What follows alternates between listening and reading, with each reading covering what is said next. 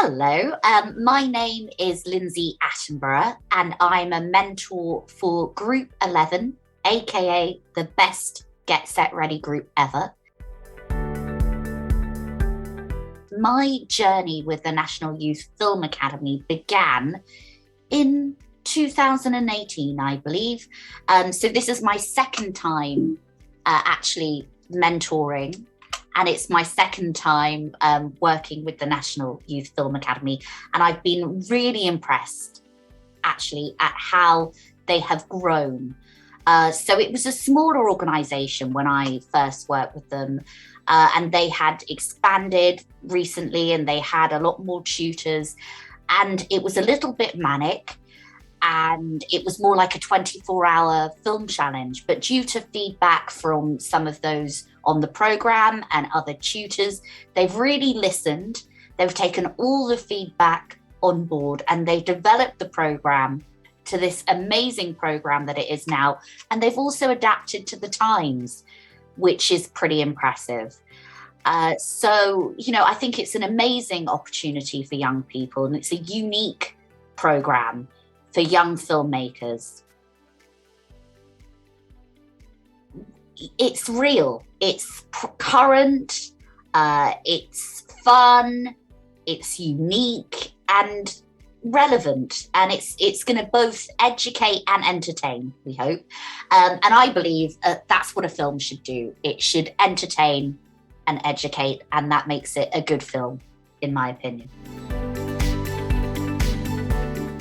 I changed a lot while I was at school. I'm sure that everyone does that because they grow up, don't they?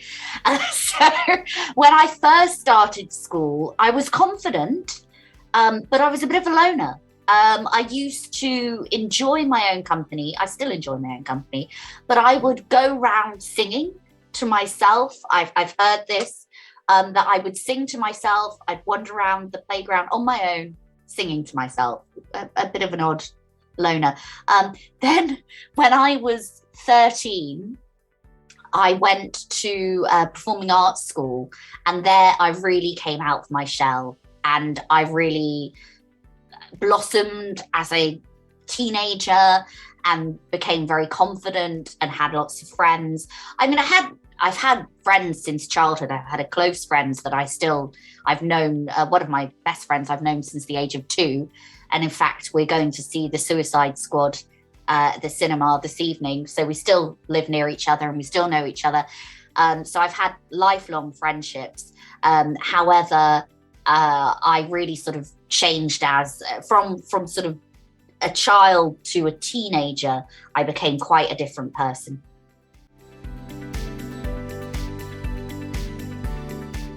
So I think be prepared, but also be live, if that makes sense. So you have to be on the ball and be adaptable, but you can never be too prepared for a film production. You can never have too much of a shot list. You can never have too many ideas, because it gives you confidence, and the more your team knows what you're doing. Always share information. I mean, there are filmmakers that rule by keeping people in the dark, but I think that the more people that know what's meant to be happening, the more people can help and the more collaborative, and the better the result will be. Communication is key. Everyone needs to understand what you want to achieve or what we're trying to achieve. And I think that's the most important thing.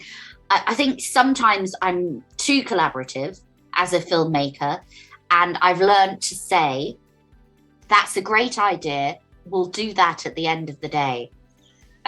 So not suddenly stop what I'm doing and do whatever the suggestion is, because I'm quite open-minded and that can be a flaw.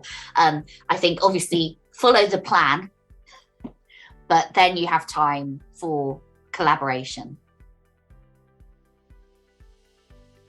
Yes, so I have said Christina because she's the instigator and I see myself as the instigator, and also Mrs. Arden because her life-changing experience due to disappointment. I shall leave it there. Yes, so I have given the matter quite a lot of thought since you sent me this question. I've decided that Drive is the best heist film. It was really unique. I mean, there's been a lot of films that have homaged it since then, but it's really stylistic, really unique, unusual, and surprising. I intend to be one of the world's greatest filmmakers, have shelves full of awards, BAFTAs, Oscars. In fact, have cupboards that you just open and the awards will fall out. Because, I've had to put them, because I've got so many, I'll have had to put them in the cupboards in 10 years. And of course, World Peace, I'll have somehow instigated World Peace, of course. Currently, my passion project, as I think you're aware, but obviously the people watching this don't know, my passion project is Sweet Revenge, which is a woman with a sense of humour who survives an abusive relationship and her revenge fantasies. That's the scope of the film. So I'm trying to raise money for that. That's my own film. And I might explain that later on, a little bit more into that. But I've just finished a documentary for Chats Palace and Public Health England about life post-lockdown, sort of educational documentary. I'm making another one for them, for Chats Palace and the Home Office, about the Windrush. So I'm doing that, and I'm making another documentary. I start next week, and then I'm doing another shoot day on the 11th, which is for Rosetta Arts and the Mayor of London. So I'm currently making, I've just made one documentary. I've got another two that I've been commissioned to make.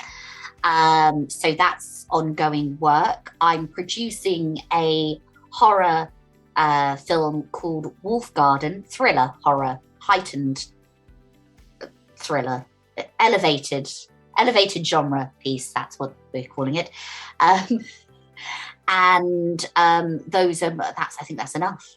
I'm also mentoring the amazing National Youth Film Academy, and I'm teaching at the Met Film School, and we're about to make 2 feature films with the Met Film School. That part of their course is they make a feature film, and so we're doing that this summer. I am their project leader, course leader, program leader, whatever it's called, while they are making these feature films. So that's also very exciting. So busy times. I feel that I've completely reached a kind of wall in my career that I think I shared this with you all, but I'm now sharing with you all. So this is quite vulnerable, but here goes. You've got to say these things to the world. So I've found it really challenging. I've been working in filmmaking now for 18 years, and I get the opportunity to produce big budget work, but I don't get the opportunity to direct big budget work. And still, most of the directing work I get is self-shooting, and it's all sort of on a kind of low budget level. So it's quite hard for me to showcase myself at the next level without money. So that's why I'm doing this crowdfunding campaign to showcase my work at a higher level, so that I can get TV series, feature films, this sort of thing as a director. And in order to be able to do that, I really need to be working with a sort of 35,000 budget plus, because then I can make something that actually looks like a film. It's also quite hard to say no. I think sometimes you've got to earn money, so you can often take the work that you get as opposed to choosing the work that you want. So I'm really kind of working on that as a person, so that I can say no to, for example, production work, which, although it's rewarding, it's not really what I want to do. I really want to do a creative role, though I know everybody does. A lot of people do. And there's a lot more competition in directing than there is in producing. There really is. So it's obviously easier to get work as a producer than a director, and I think a lot of people will tell you that. But I really want to be able to showcase my work at the next level.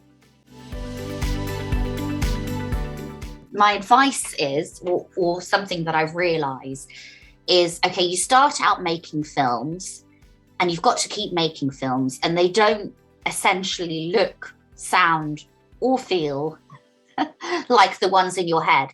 But eventually, as you develop your craft, they start to look, sound and feel as they do in your mind. And that's what you need to aspire to.